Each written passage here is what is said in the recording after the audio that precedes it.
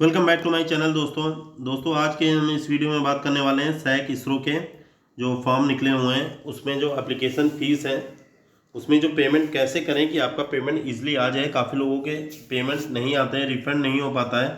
तो आइए इस वीडियो में देख लेते हैं कि पेमेंट के क्या क्या दिक्कतें हैं जिसको आपको इस बार फॉर्म जब आप फिल करिएगा वो गलतियां मत करिए, क्योंकि काफ़ी लोग के कमेंट आते हैं कि मेरा पैसा नहीं आया, मेरा पैसा नहीं आया। ऐसे ही काफ़ी लोग कमेंट कर रहे हैं और सभी लोग के साथ एक ही दिक्कत आ रही है, इसलिए मैं वीडियो बना रहा हूँ जिससे आपके पैसे का नुकसान ना हो। चलिए दोस्तों देख लेते हैं। सबसे पहले मैं बता दूं, ये refund of application fees SAC के एग्ज़ाम सैक के सॉरी दोस्तों सैक का आपका एडवर्टाइजमेंट के बारे में इन्होंने बताया हुआ है। तो सबसे पहले इन्होंने बताया है, grant refund will be consider only to such candidate who appear in written test applicable to all the post code as under. तो यहाँ पे एक चीज़ उन्होंने क्लियर की हुई है कि आपको एग्ज़ाम में बैठना होगा। कई लोग एग्ज़ाम में नहीं बैठे, उसके बाद वो कमेंट्स कर रहे थे कि मेरा पैसा नहीं वापस आया। तो दोस्तों सबसे पहला तो ये है कि आपको एग्ज़ाम में बैठना होगा। एग्ज़ाम में नहीं बैठेंगे तो आपका पैसा नहीं आएगा। और कई छात्र ऐसे भी थे जिन्होंने एग्ज़ाम भी दिया लेकिन उसके बाद भी पैसा नहीं आया। तो आइए जान लेते हैं उनकी क्या गलतियाँ हैं। यहाँ पे refund in full candidate who are exempted from payment of application fee women SC ST PWD ex serviceman. अब जो रिफंड है वो कई लोगों का पूरा पैसा आएगा, कई छात्रों का नहीं आएगा। अब किसका पूरा पैसा आएगा, वो जैसे वुमेन कैंडिडेट हो गए उनका पूरा पैसा वापस आ जाएगा। SC ST हैं, PWD हैं, एक्स सर्विसमैन है, इनके पूरे पैसे वापस कर दिए जाएंगे। अब after deducting the application fee 400 will be refunded. अब जो बाकी छात्र हैं जैसे UR कैंडिडेट के हैं तो उनको 400 रुपये वापस कर दिए जाएंगे, 100 रुपीज़ एप्लीकेशन फ़ीस को काट के। और जो फुल होगा वह रिजर्वेशन कैटेगरी के जितने भी छात्र हैं उनका फुल पैसा वापस आ जाएगा, फुल रिफंड कर दिया जाएगा। बाकी जो UR के EWS के छात्र हैं उनके 400 रुपये वापस किए जाएंगे। नेक्स्ट यहाँ बताया, कोई अभ्यर्थी लिखित परीक्षा में उपस्थित नहीं होता तो रिफंड पर विचार नहीं किया जाएगा। कृपया ध्यान दें कि यदि यहाँ पे इन्होंने ये चीज़ हमें मेंशन की हुई है, अगर एग्ज़ाम में नहीं बैठेंगे तो आपका पैसा आपको रिटर्न नहीं किया जाएगा। अब आ जाते हैं नेक्स्ट पॉइंट पे। यहाँ पे इन्होंने लिखा है, candidate shell enter the bank account detail correctly for the receipt of refund.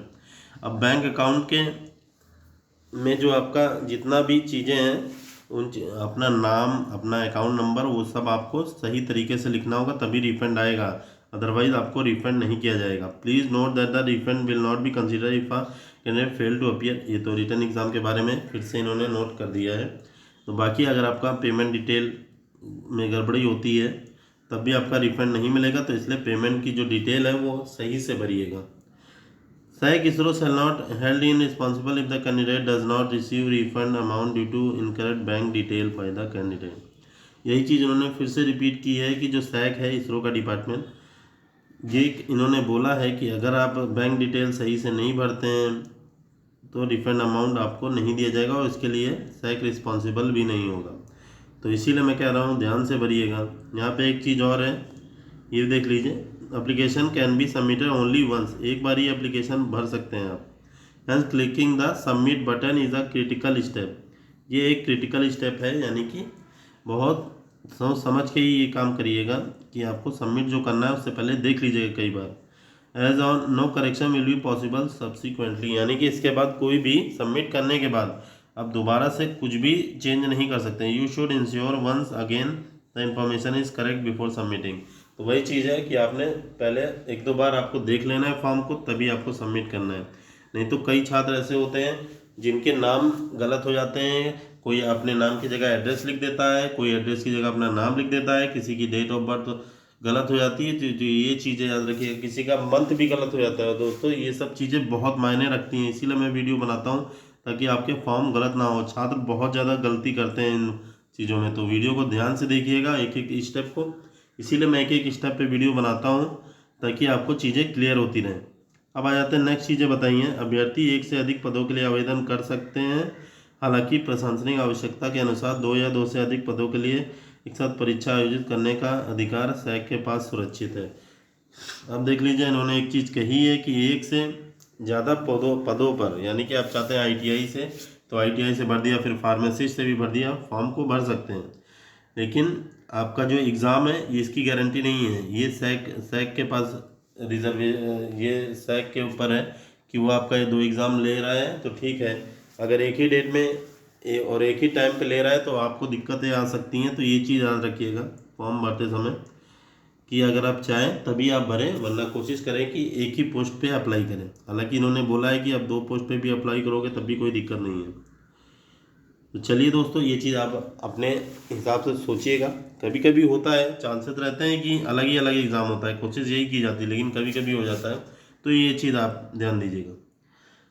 और अब आ जाते हैं, upon online registration applicant will be provided with online registration number which should be carefully preserve. अब यहाँ पे बोला है कि जब आप सबसे पहले फॉर्म को भरेंगे तो रजिस्ट्रेशन नंबर आएगा, उस रजिस्ट्रेशन नंबर को फ्यूचर के लिए सही से रख लीजिएगा। हो सके तो प्रिंट आउट निकाल लीजिए या फिर अपने मोबाइल में आप स्क्रीनशॉट भी उसका ले सकते हैं। ये चीज़ें आपके लिए सही रहेंगी।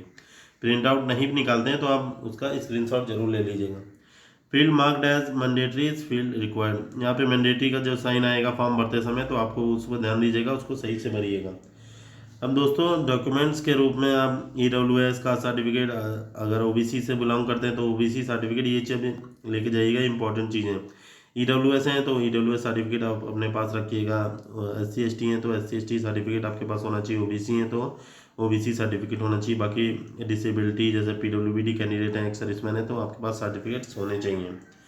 तो ये चीज़ याद रखिएगा। अगर आप कहीं सर्विस कर रहे हैं तो NOC का सर्टिफिकेट आप जरूर बनवा लीजिएगा। इन सबको इन्होंने बताया भी है।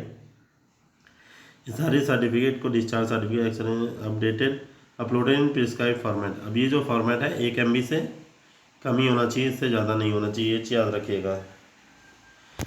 तो देखो दोस्तों, वीडियो कैसी लगी कमेंट करके जरूर बताइएगा। ऐसे ही अन्य टॉपिक पे वीडियो बनाते रहते हैं तो चैनल को सब्सक्राइब कर लीजिए। मिलते हैं नेक्स्ट वीडियो में। ओके, जय हिंद।